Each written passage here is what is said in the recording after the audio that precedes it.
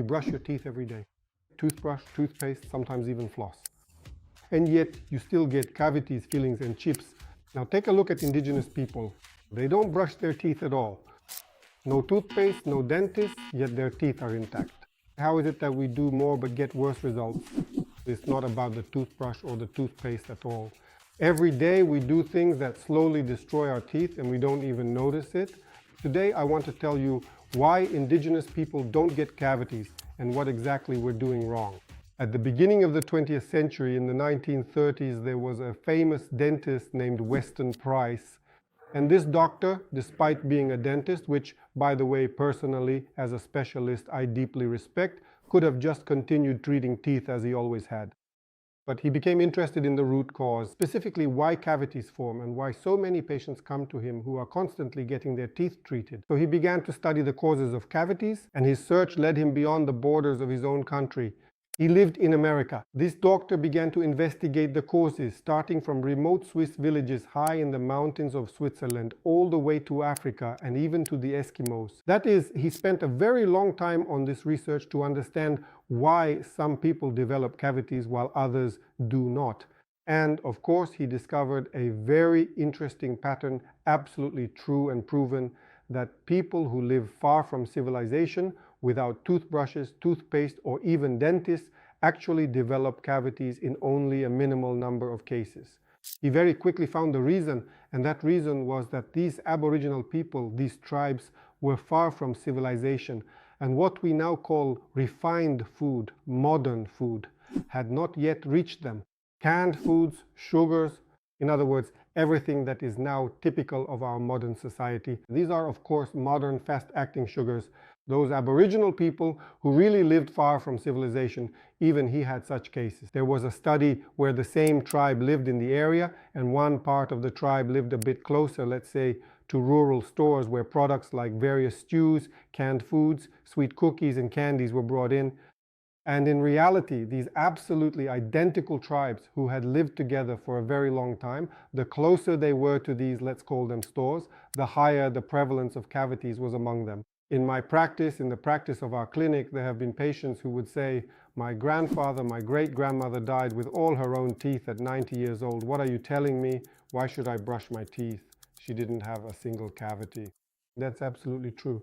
Because in fact, the most important provoking factor is these fast sugars. It's the microorganisms living in our oral cavity. This is normal. We live with a huge number of microorganisms in our mouths with whom we have a kind of friendly symbiosis. Yes, we don't interfere with each other, we only help each other. But when sugar enters, these bacteria process it very quickly. And the products of their vital activity release this acid which, let's say, breaks down our enamel, which destroys our enamel. The research of Dr. Weston Price actually made a tremendous leap and opened up a lot, or rather provided a huge amount of information for other doctors.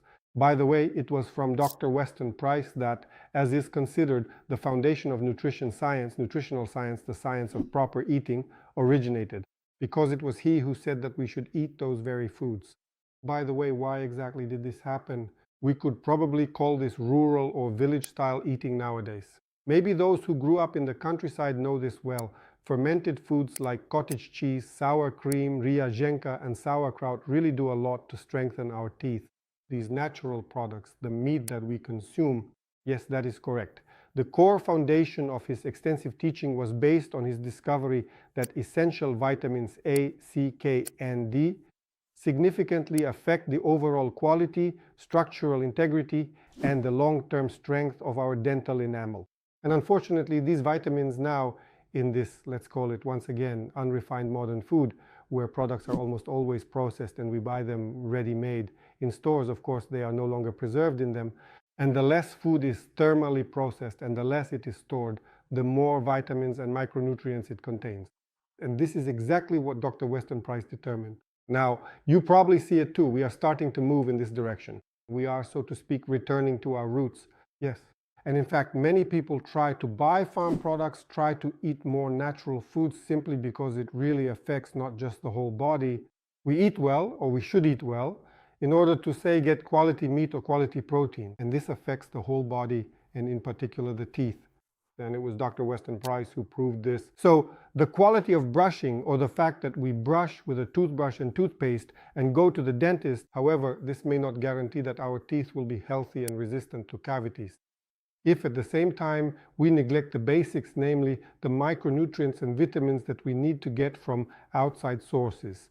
Therefore, it is absolutely reasonable and entirely fair when some patients claim that cavities can develop even if you take care of your teeth and visit the dentist.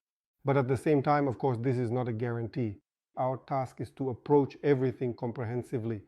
And of course, no modern toothbrush, toothpaste, or even a highly qualified dentist will save you from cavities if you do not get essential micronutrients, vitamins, and beneficial substances from external sources. Therefore, watch your diet, approach everything thoughtfully and comprehensively, and your teeth will remain healthy even without brushing or using toothpaste.